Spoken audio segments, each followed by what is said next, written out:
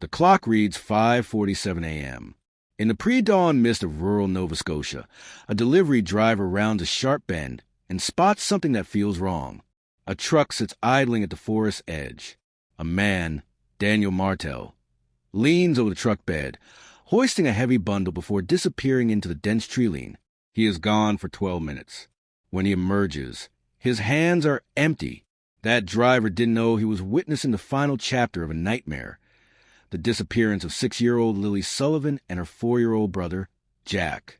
For 7 months, the silence of the woods held their secrets, but the earth was talking.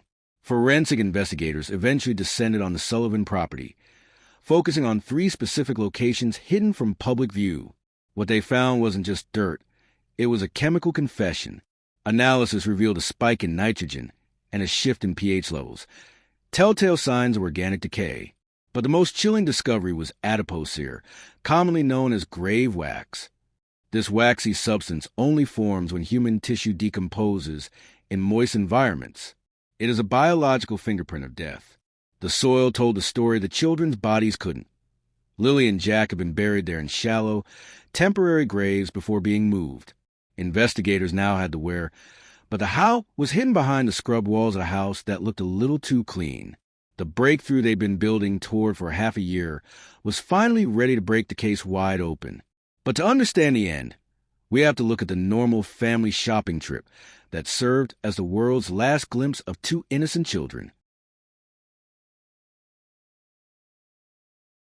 May 1st, 2025, 2:25 p.m. Security footage from a local Dollarama captures Malia Brooks Murray and Daniel Martel browsing the aisles with Lily, Jack, and baby Meadow. On screen, it's a mundane Saturday. Lily and Jack look at toys. They are healthy, mobile, and alive. This is the last time anyone outside that household would see them.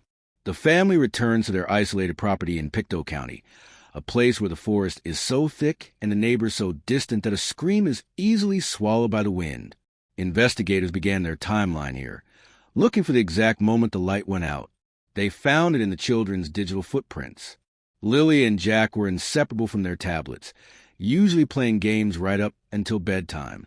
But on the night of May 1st, at exactly 8 p.m., both devices went dark. No more games. No more videos. Just total, uncharacteristic silence. By 10:01 a.m. the next morning, Malia's voice was on the line with 911, sounding the alarm. She claimed the kids vanished from the backyard while she was inside. Within 30 minutes, a massive search operation was underway. Helicopters with thermal imaging swept the canopy. Drones buzzed through the brush. Cadaver dogs strained at their leashes. Over 100 volunteers combed the wilderness, shouting names into the void. But there were no footprints, no torn clothing. It was as if the children had evaporated. While the community looked outward into the trees, seasoned detectives began looking inward, at a house that smelled of bleach and secrets. When detectives stepped into the Sullivan home, something felt off. It wasn't the mess of a house with 3 young children. It was the lack of it. Jack's bedroom and the family bathroom didn't just look clean, they looked sanitized. In the world of forensics, obsessive cleaning is a neon sign for guilt. The team brought in Luminol, a chemical that reacts with the hemoglobin in blood. Even if a surface has been scrubbed with industrial cleaners, microscopic traces remain. They sprayed the floors and dimmed the lights. Suddenly, the darkness was pierced by a haunting, ethereal blue glow. The patterns weren't accidental. In Jack's room, the glow spread across the floor in a way that suggested significant trauma and movement. In the bathroom, more blue light splashed near the sink and floor. This wasn't a scraped knee or a bloody nose. This was the site of a violent event. The samples were rushed to a lab. The results? Jack's DNA was in his bedroom. Lily's was in the bathroom. The distribution suggested transfer patterns, blood being carried from one room to another on hands, clothes, or bodies. Worse, there was no record of 911 being called for an injury, no hospital visits, no calls to a doctor. If the children were bleeding this heavily, the adults in the room had made a conscious decision to let them suffer in silence. The house wasn't a sanctuary. It was a crime scene meticulously wiped but betrayed by the very chemistry of life. While the blood evidence anchored the crime to the house, the truck anchored Daniel Martel to the disposal. Neighbors recalled his truck idling at odd hours on that fatal night. When forensic teams processed a vehicle, they didn't just look at the seats. They dismantled the bed liner, peering into the crevices and seams where liquids collect. There, mixed with the grit and grime, they found biological material. DNA testing confirmed it belonged to Lily and Jack.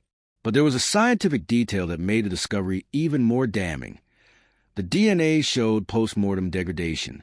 Living cells and dead cells break down differently.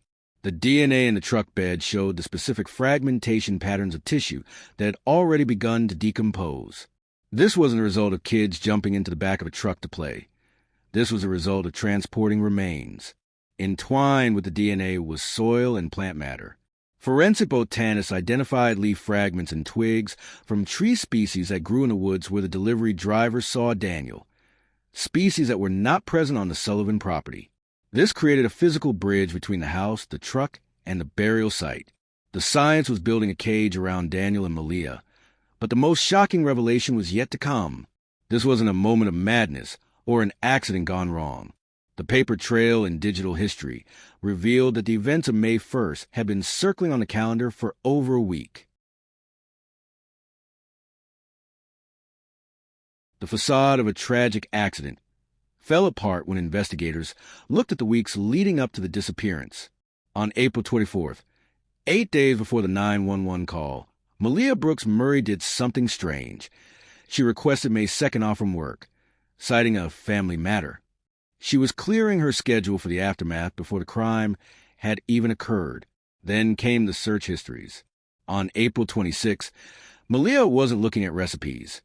She was researching the effectiveness of specific industrial chemicals and how missing persons investigations are conducted. Daniel's phone showed him studying forensic collection methods and how long police search a wilderness area before giving up.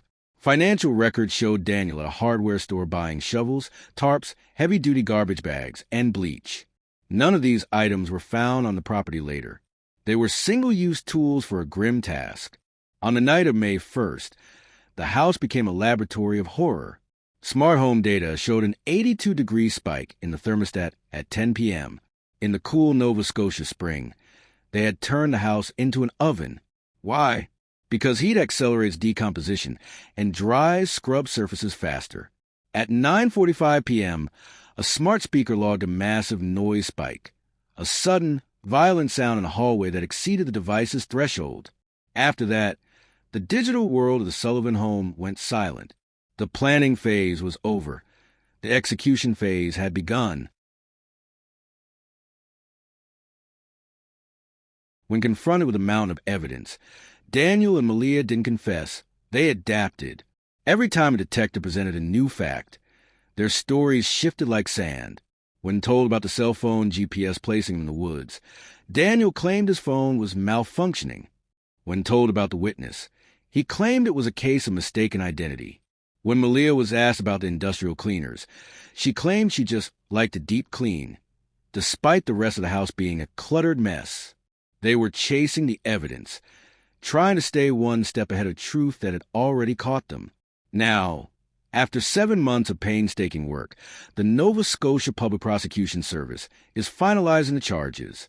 This case is a no-body homicide, but the evidence is a silent witness that cannot be cross-examined. The grave wax in the soil, the degraded DNA in the truck, the blue glow of the luminol, and the digital trail of premeditation all point to one inescapable conclusion. Lily Sullivan was 6. Jack was 4. They were vibrant children who should have been safe in their beds. Instead, they were betrayed by the people meant to protect them.